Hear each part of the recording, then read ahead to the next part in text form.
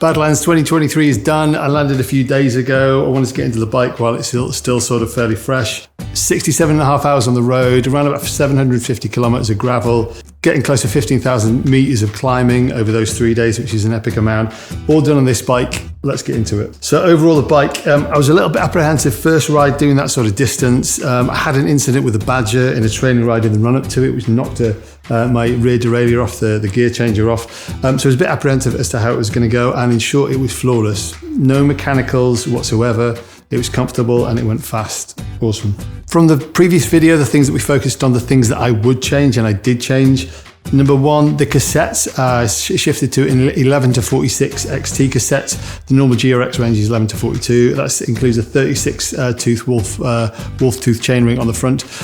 So small gear was 36, 46, and that served me really, really well. It meant for the big climbs when you got a 5,000-6,000 meter day ahead of you of ascent, even after 2 days of riding, it was just about right for my level of strength and ability. As for the saddle, I do prefer the slightly shorter, slightly wider saddle. It's got this sort of relief channel in the middle, a gooch channel if you will. Worked really well, no saddle sores. I'll take that as a win.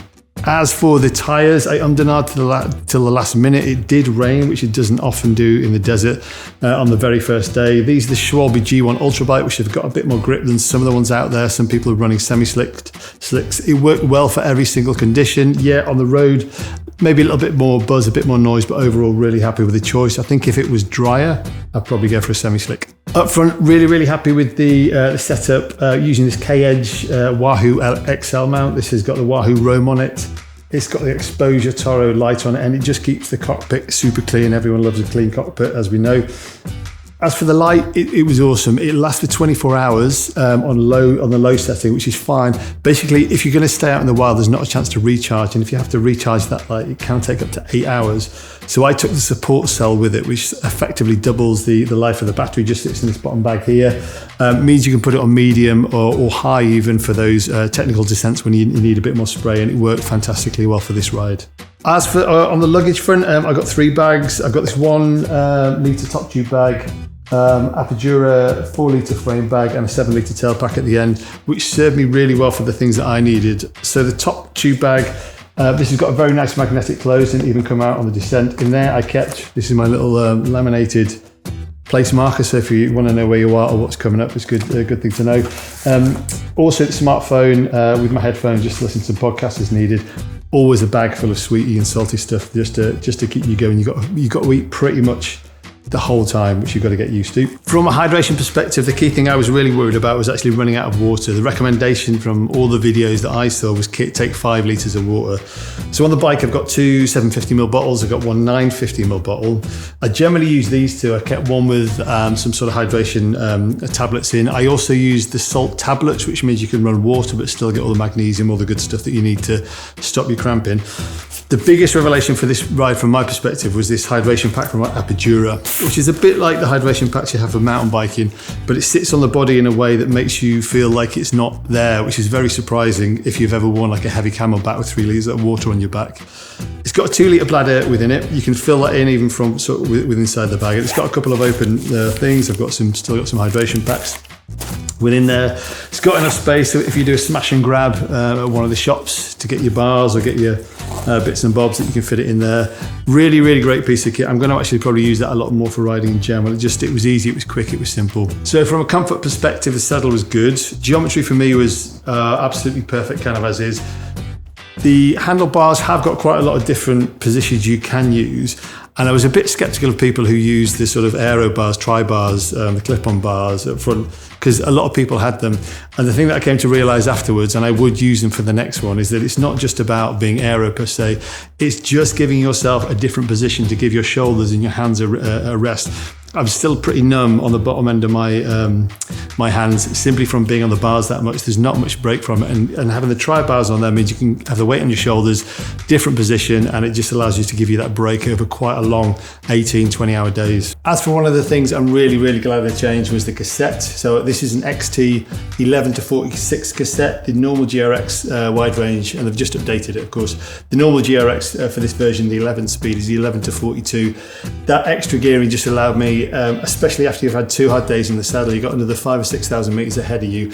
It gives you that gear you can actually turn, you can actually spin, you can pedal without putting in too much effort. So definitely a win. The back one was mainly used for the stuff that I knew I wasn't going to have to use too often, but was probably bulky, or I could chuck away just some space, leave some space from the other ones. Main thing was, this is my puffy Patagonia Micro Puff. Definitely needed if you're sleeping at night in a cold place.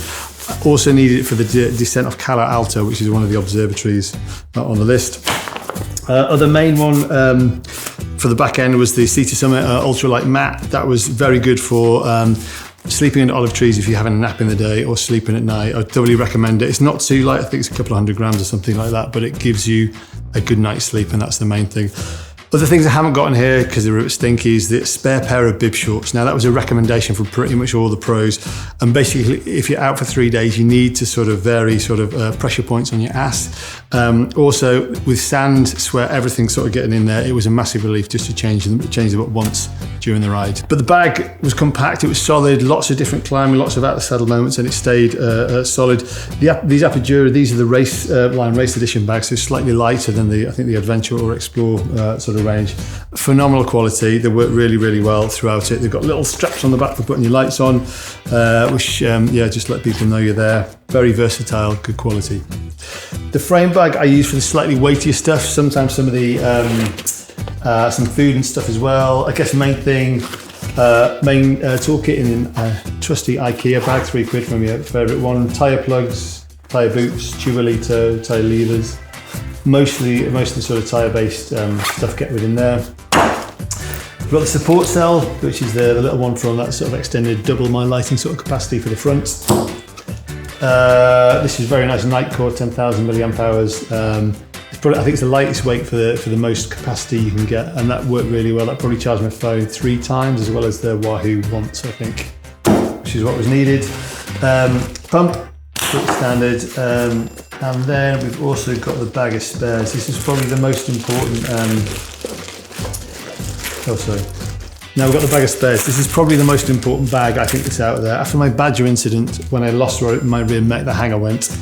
Got a spare hanger, I've got 2 sets of brake pads, I've got a quick link for the chain, extra chain link as well. Also cleats for the shoes. If your cleat goes, you ain't going to be going much further. The whole bag does not weigh much. It's maximum sort of, I guess, 150 grams, but it will get you out a lot of issues. Obviously, IKEA edition. So as an overall, it was really interesting during the ride, just seeing the range of bikes that people were riding. People that had done it before, some of them were riding hardtail cross-country mountain bikes. There was some full suspension cross-country mountain bikes on there. And it's about having that mix. It's some really technical, both uphills and technical descents, but there's also some really long transition periods, either on hard sort of packed, sort of faster gravel, or quite a lot on tarmac as well. So it's just choosing the right one for your kind of needs and for your comfort. If I was to do this again, I would probably select this bike again. I might change up the tyre choice, possibly 650B wheels with a bit more volume in the tyres. Who knows, just for that little bit of comfort over those really long ones. Overall, really happy with it. Massive shout out to Reilly for sorting me out with the ride. I'm looking forward to a build for the next one, and let's see what's next.